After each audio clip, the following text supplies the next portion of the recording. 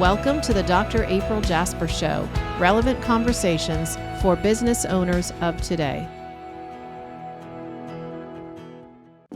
If you suffer from dry, scratchy, irritated eyes, the problem may actually stem from your eyelids. Cleansing eyelids daily is essential for maintaining healthy eyes, which is why doctors recommend OcuSoft Lid Scrub Allergy Eyelid Cleanser. New OcuSoft Lid Scrub Allergy removes oil, pollen, and other contaminants from your eyelids to effectively reduce redness, irritation, and itching caused by seasonal allergies. These pre-moistened wipes are easy to use, on the go, or at home. Simply wipe and leave on. As the industry standard of care, OcuSoft has a full line of eyelid cleansers for various conditions. Available through eye care professionals, most retail outlets, and Amazon.com. Visit OcuSoft.com for more details. Welcome back, everyone. David and I are thrilled to spend the next few minutes with you. And we want to talk. It's early in the year, but who knows when you actually get to listen to this. It's actually springtime, so close to my birthday. Yeah. And as we sit here looking at the tulips and the daffodils, all that we have sitting here on the table at the house. I love flowers, by the way. That's why we have them everywhere. She definitely loves flowers. And David's good about making sure I always have them around because they make me happy. They give back to me. Yeah. So that's what we want to talk about today. We want to talk about how do you prioritize things in life, such as things that you do for others and giving back, and what ways do you want to think about it? I don't know that I have all the answers, but let's talk about what we've done and some of the things that have been so important to us over the years. Yeah, and getting involved in optometry. Yeah. Right. Let's talk about that. Yeah. So, I mean, obviously you do a lot with optometry as far as being involved. You have the FOA, you have the Academy, and other organizations that you work with, and vendors and everything like that. So what do you think the first step is, kind of just to do that in general? Right. You know, I had somebody ask me this the other day. It was another optometrist that said, how do you get involved and what did you do first? So I think it's a great place to start, Dave. I think that the one thing I wouldn't have thought to say as an answer until recent years is that it depends on what you want to do. So start out right away being involved in your state association. Mm-hmm. Do you remember what happened when we lived in Tallahassee? Yeah. We had just finished, I've just finished my residency. We moved to Tallahassee. Yep. And David's heard the story many times. He's lived the story. Yeah. Go ahead. Dr. D'Agostino. Yeah, he called me up. I didn't even know what the state association was. The AOA didn't, as the American Optometric Association, they didn't have as strong a program as they do now in helping students to know what is coming next. What is the AOA and what should you be doing to be involved? Mm-hmm.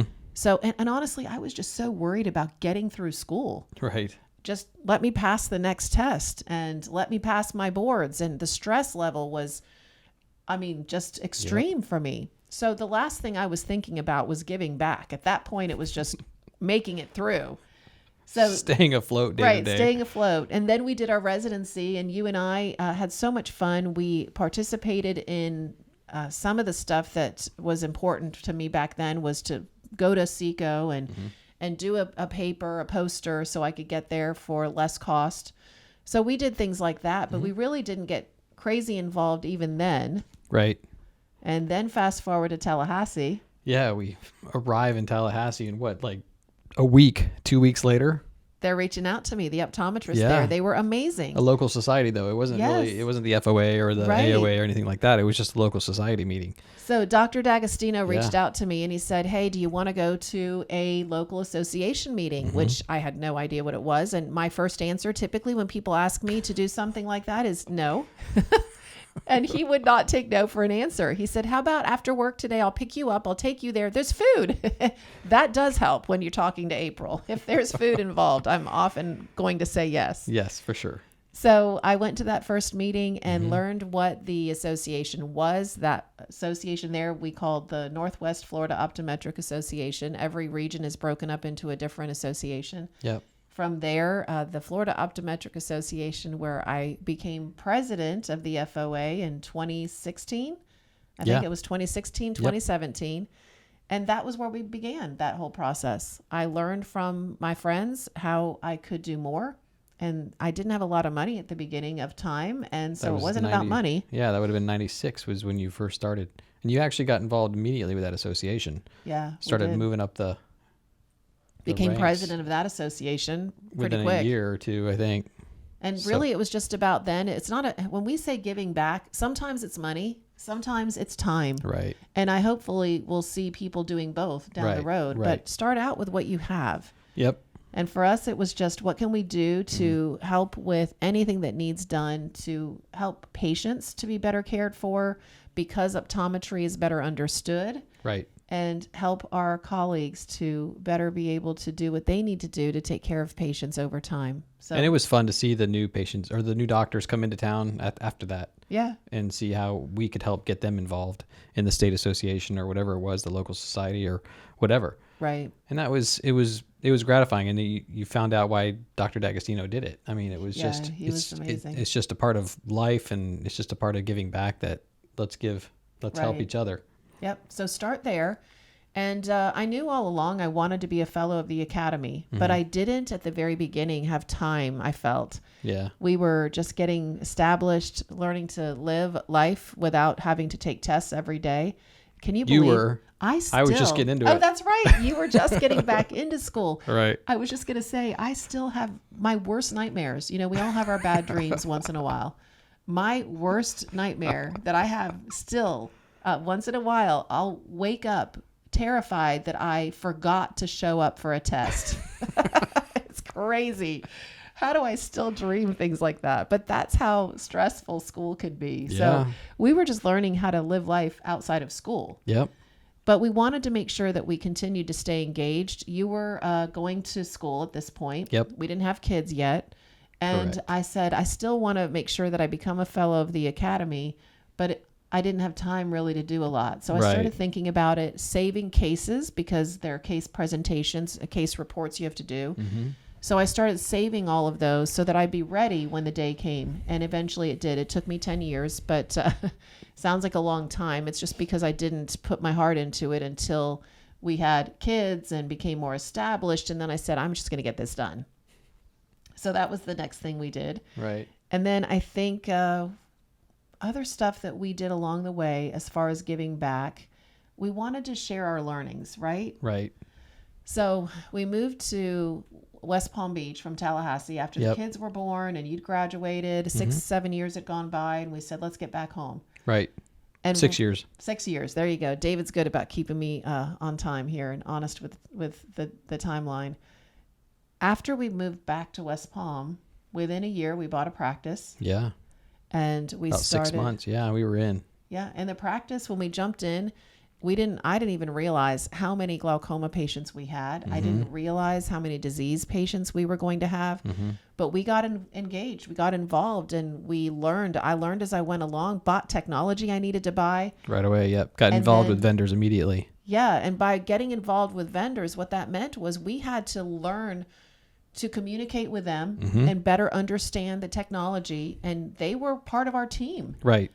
Because, Well, they taught our team, so they became our team. Yeah. Honestly, those same reps and whoever it was that were involved with our setup are Yeah. still part of our life today. They I are. mean, there's so many that we still know. I mean, we had just had dinner with somebody that you knew from Tallahassee Yep. a couple weeks ago, and they're still there. They helped to bring us to where we are today. And I think Right. that's what's really key is to build relationships with people that will help to grow your practice, and bring value to you and your practice, which then brings value to your patients. Right. We are thrilled to have CooperVision as a sponsor of the Dr. April Jasper Show. CooperVision is a global leader in contact lenses. What I love about CooperVision is their dedication to our patients, as evidenced by CooperVision's MySight One Day, the first and only FDA-approved soft contact lens proven to slow the progression of myopia in children aged 8 to 12 at the initiation of treatment. And you never know who that's going to be. Now, Right. I'm of the belief that you should be nice to everybody, and that will make a big difference in life overall. And I'm not, right? No, you are too, but I don't know that everybody out there is. Obviously, we wouldn't make it together if we didn't both Yeah, have that's that true. same I feeling. agree. Yes. But what I didn't realize over time is how important it would be, even to our office and our practice, to build those relationships. So then what happened, and how does this all come back to giving back and becoming more involved? Well, as we realized that the things we were doing in our practice were a little unique and special in the fact that we were the first many times to do a lot of stuff. We were the first to integrate all of our technology, Right. so that we didn't have to print those messy pieces of paper every single time a patient came in and try to lay them all across the desk and look at them to see if a patient's glaucoma had progressed. You know, we were the first to put a lot of this in place, and David and I realized right away, we want to help people do what we didn't know they didn't know how to do. Yeah. Now that's a very I think complicated our statement. IT guy definitely had a love-hate relationship with us. Yes. Oh I mean, my it gosh. was good because he would come and learn, but at the same time, it was a costly and Right. drawn-out process with us. But then he could obviously go to the other offices and Yeah. just done. It's But, over. but look at them now. They're the Yeah. best IT company around. Yeah. And the good news is they learned then from us. So now they can be able to implement in other practices. But we digress. So what happened was we then had vendors that would reach out to us and say, hey, can you guys go out and teach people how to do what you're doing? Can you do an event where you come and share your story and tell people how you've done this and how Right. it's made a difference for you? Because it will help them and it Yep. will help the vendor. Yep. And everybody can learn and grow. And so what David and I did learn is that we weren't ready right away. We still hadn't figured it all out, Right. but pretty quick, Yeah. we started to share our story. Yep. And it was incredible to see what an impact it could make on other people, how it could bless them, and how they could then avoid the pitfalls that we had not avoided. Right. Because they're nonstop. Absolutely. I mean, as you're implementing something new, it's going to be constant. Yeah, So so it we was worked with never vendors, ending. we worked with other doctors, and we've learned over the years that giving back, sharing your story is so important. And I hope you guys will too, because I learn from people out there all the time. Right. I listen for one little tidbit of information that you're going to tell me in your story that will make a difference and help me to implement a new strategy that'll make a difference for my practice. So And it's not just optometry. I mean, all Right. kinds of different podcasts and books and you name it. Yeah. It's every industry you can imagine. There's always something you can learn from somebody. I get emails from you. I mean, you guys are awesome. You send me emails with your stories.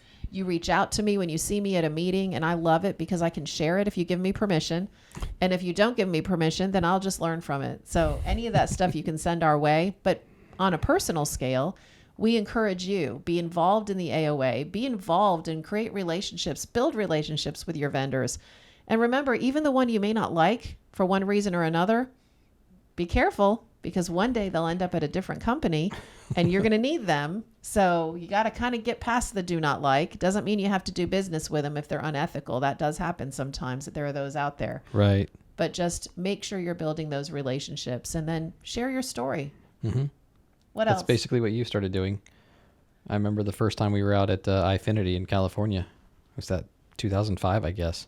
Yeah. It's when they actually asked you to get up and share your story in front of everybody at the. Oh, I was And you were learning. panic-stricken. And you were learning. We were just learning the EHR and Yes. and getting everything involved with that. And we were doing it in our office, but we were still there to learn. Yeah.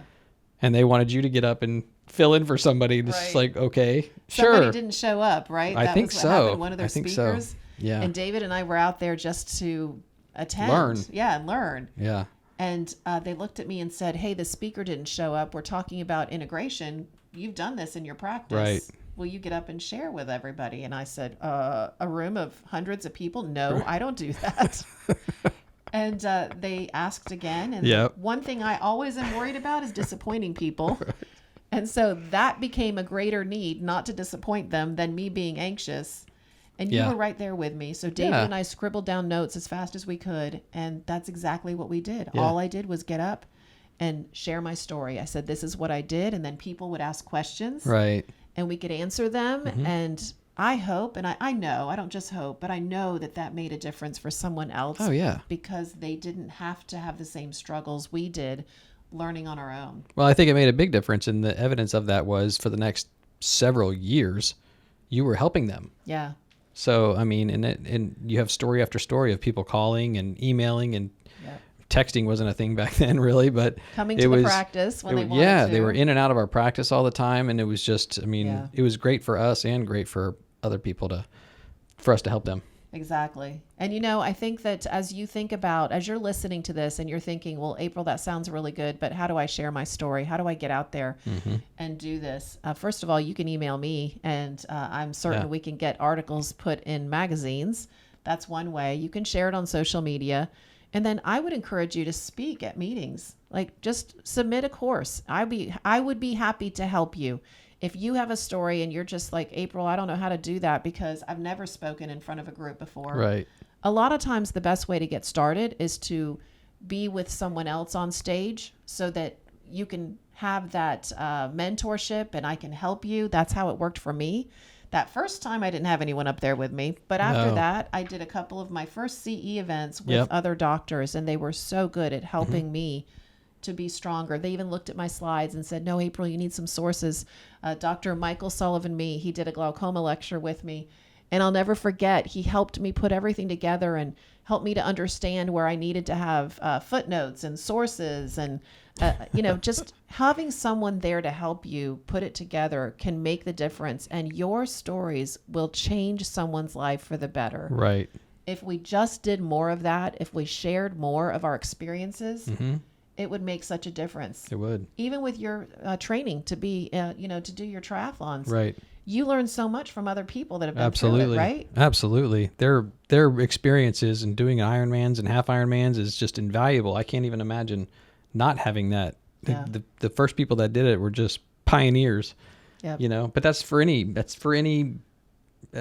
whether it's a job or whatever it is, for fun or, riding bikes, whatever it is. Life. Yeah. That's right. It's just experience. Challenges you go through in life. And you hope to find those people that can just pull you along the way and just encourage you and help you. And Yep. I've been fortunate to be in those places. And we love being able to help other people. So Right. here's something I would love to leave you with as we close this out.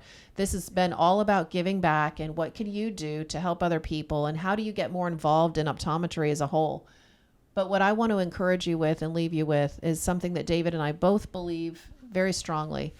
And that is that you will not regret as much the things you've done as the things that you have not done.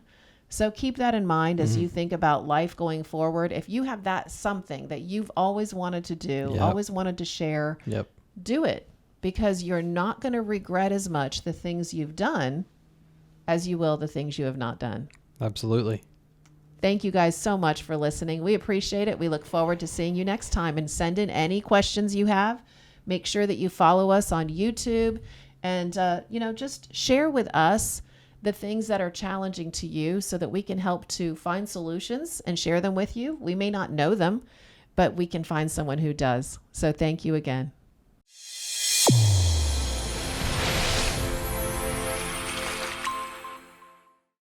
Your eyes and your vision are under attack. Damaging blue light from the sun, your phone, your computer, your tablet, even light bulbs and car headlights is constantly bombarding you. The good news is our eyes actually already have a line of defense to counter the effects of blue light. This defense is made up of 3 pigments called carotenoids. MacuHealth with Micromicelle, the only supplement with the exclusive patent on all 3 macular carotenoids and micromicelle technology.